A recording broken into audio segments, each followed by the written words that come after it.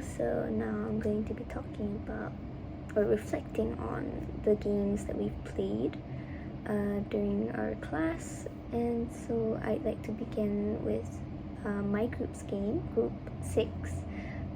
So our game was called Who's the Spy?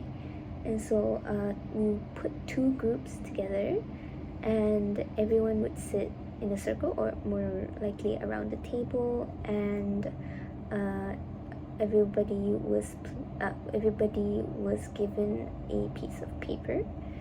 So the paper has a word on it, and everyone would get the same word, except one person who would get a different word, and another person would get a blank word.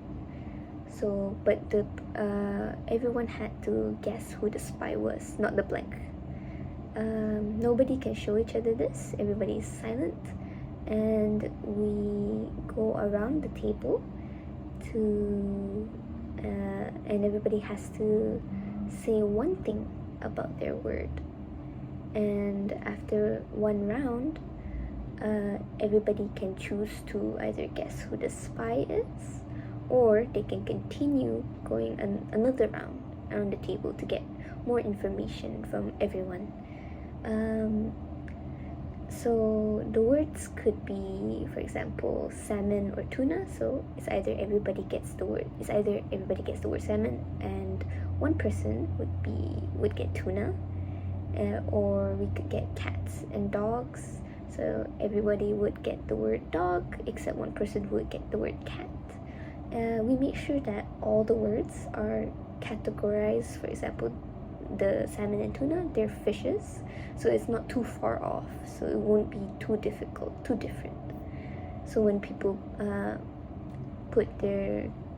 give out the one word that they had to say, it would be it doesn't give off that much. It doesn't give too much hints to who's the spy is.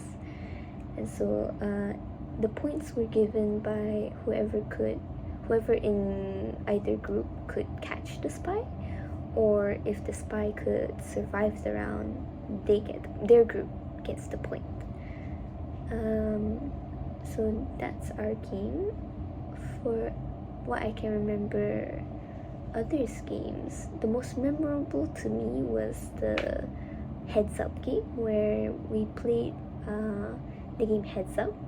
It's an app where we put the phone on our heads, and there's a word, and my group members had to act out the word, and I had to guess. I had a lot of fun doing that because I was the one guessing, and my group members were the one acting it out, and seeing them act it out was very funny to me, and there was just lots of laughs doing that. We had to guess animals, which is why it was funny. Another group or another game would be Riddles game. From what I can remember, we were put into two groups were put together, and we were given I think we were given a riddle, and we had to was it riddle? We had to guess the word from that riddle. If I could remember properly, if that's not how the game went, I apologize so much to the group. But that during that time, I remembered having fun a lot and having to really use my brain, my thinking skills to try and understand the riddle. Another game would be passing the bangle.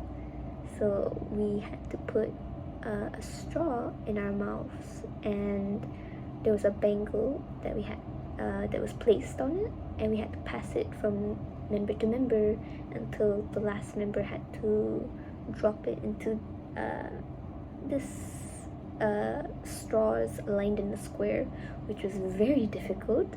Sadly, my team could not get one, but we had fun having to pass the bangle along.